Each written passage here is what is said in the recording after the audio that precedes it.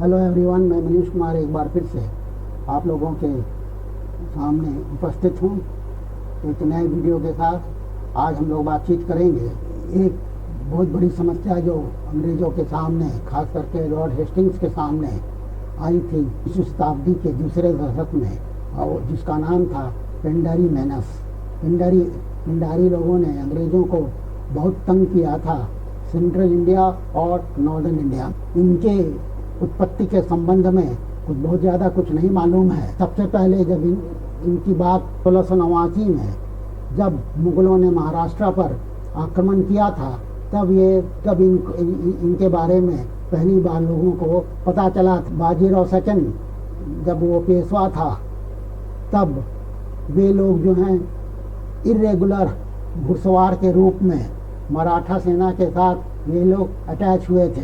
मराठा सेना के साथ इरेगुलर आर्मी में के तौर पर ये लोग मराठा सेना में अपनी सेवा दे रहे थे। इन लोगों को किसी भी तरह का मराठों की ओर से वेतन नहीं दिया जाता था। उनको जो लूट में जो भी सामान मिलता था उसमें उनको इसका हिस्सा दिया जाता था। पानीपत की तीसरी लड़ाई जो 1761 में हुई, उसके बाद पिंडारी जो हैं वो मालवा में, उन्होंने मालवा को अपना निवास स्थान बना लिया और वे लोग सिंधिया, होलकर और निजाम के सहायक के रूप में या ऑक्सिलियरी फोर्स के रूप में काम करने लगे। इसलिए उन लोगों को जो पिंडारी थे उनको सिंधिया शाही पिंडारी, होलकर शाही पिंडारी और निजाम शाही पिंडारी के नाम से जाना जाने लगा। लेकिन जैसे जैसे मराठों की शक्ति का ह्रास हुआ, डिक्लाइन हुआ, पिंडारी जो है वे अपने मालिक स्वयं हो गए और उन लोगों ने अपने मालिकों के ही क्षेत्र में लूटपाट करना प्रारंभ कर दिया।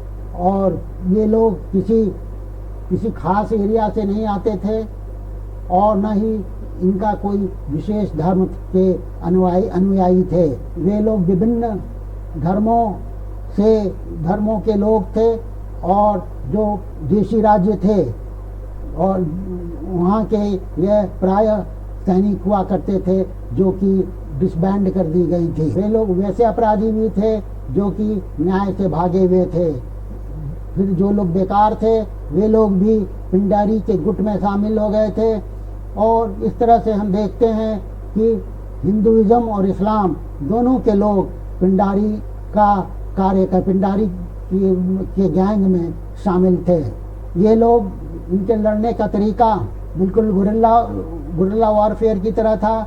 वे लोग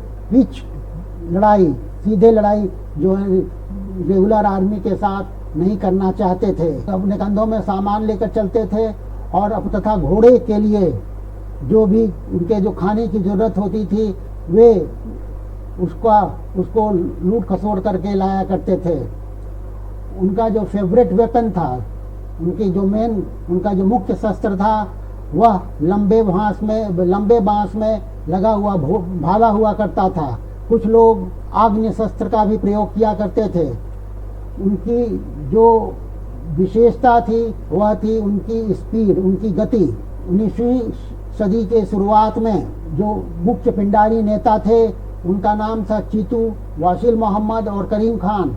ये 3 लोग इम्पोर्टेंट नेता थे पिंडारी के। 1812 में पिंडारियों ने मिर्ज़ापुर और शाहाबाद जो ब्रिटिशर्स के नियंत्रण में था वहाँ भी लूटपाट की।